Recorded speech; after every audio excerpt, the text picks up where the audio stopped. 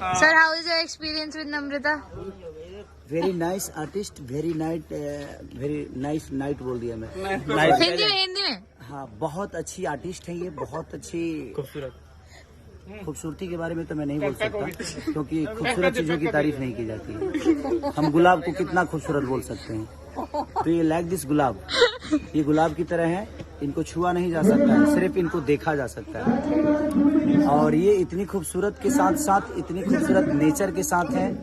और मेरी शुभकामना है नम्रता के साथ कि जीवन में बहुत आगे जाए। और भोजपुरी समाज के लिए हमने इनको अप्रोच किया है, भोजपुरी सिनेमा के लिए भी, गाने के लिए भी, और बहुत ब्राइट लाइफ है इनका। मैंने बहुत ब्लेसिंग क्या, मैं क्या कौन हो सकता हूँ, मैं तो खुद छोटा मोटा कलाकार हूँ। Thank you sir. बट इनकी